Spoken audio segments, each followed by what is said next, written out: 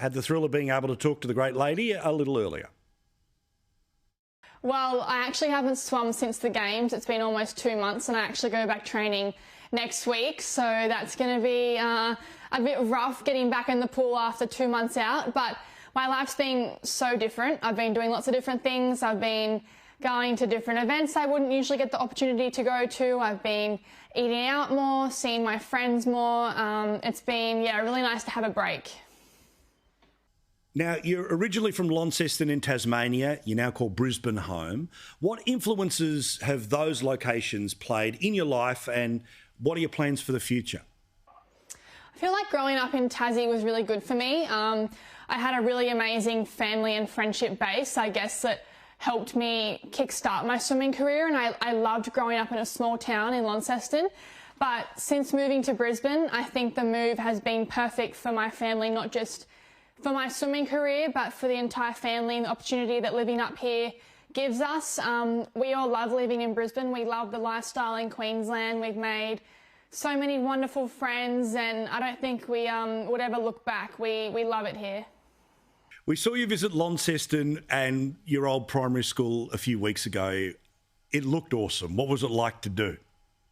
Yeah, it was really bizarre, actually, because I was seeing children in grade 6 that I remember when I lived there that were born the year that I finished school, in primary school down there.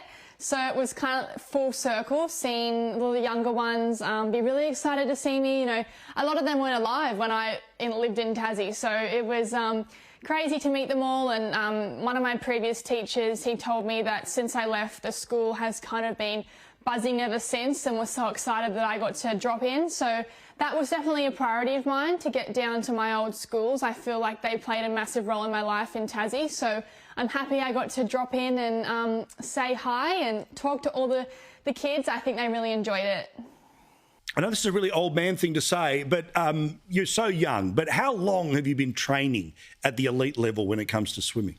The past 5 years has been really tough. Pretty much day in, day out, swimming had been my life. I was obviously still finishing off school, the year of the Commonwealth Games, so that was hard as well to juggle that. But definitely in the last couple of years leading up to these games, it was kind of, swimming was everything to me. So give me an idea. Who are the types of people on top of your family that have been there for the long haul? I mean, obviously my family. I couldn't have done it without my mum, my dad and my sister. They were the ones that all packed up and moved up to Brisbane. So without that, I guess, risk, I don't think I'd be in the position that I am right now. My coach, Dean, I've been with him for nearly 6 years, and I think without him and our partnership, there'd be no way I'd be in this position as well. Obviously my extended family and friends that have been around me for my life, I couldn't have done it without their support, and now people that I've met up here in Brisbane as well that have kind of helped me in the last couple of years. It's really important to have, I feel, a good team around you, and I'm lucky that I have that. Now, it's tough being an athlete. It's great when you're an Olympic champion, but how important has it been to have brands like Speedo and our mates at Harvey Norman supporting you way before the country knew how great you were in Tokyo? Yeah, I mean, it's really important. As an Olympic athlete, it's really hard to earn money in your sport, and I feel like you have to grab every opportunity that you can, when endorsements come along. And I'm really lucky. I have some great sponsors, obviously Harvey Norman and Speedo. I'm partnered with Nike as well, and I'm also partnered with Bridgestone, and I'm really grateful for my partnerships with them. I mean, they just want to support me in the best way that they can and support my dreams, and obviously leading into the Olympics, they just wanted to help out in any way they could. I feel like they're all very excited for me, and I'm really, really happy that I've got great partnerships in them. Now, of course, one of the other awesome things about your win was we got to see your coach, Dean Boxall, in full flight, punching the air and ultimate warrioring for Australia.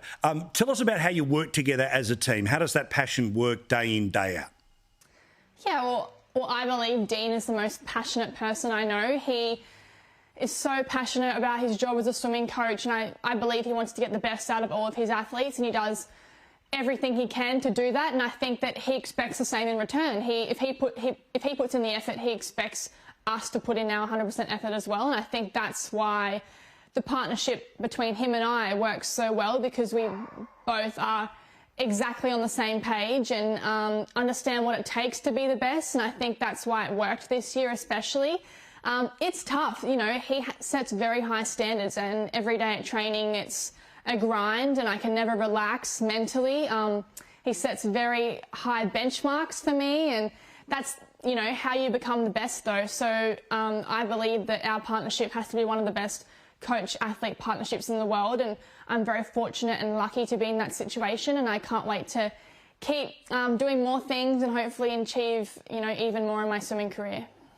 She's a rock star. We thank Harvey Norman for her support and the support of us here on Paul Murray Live.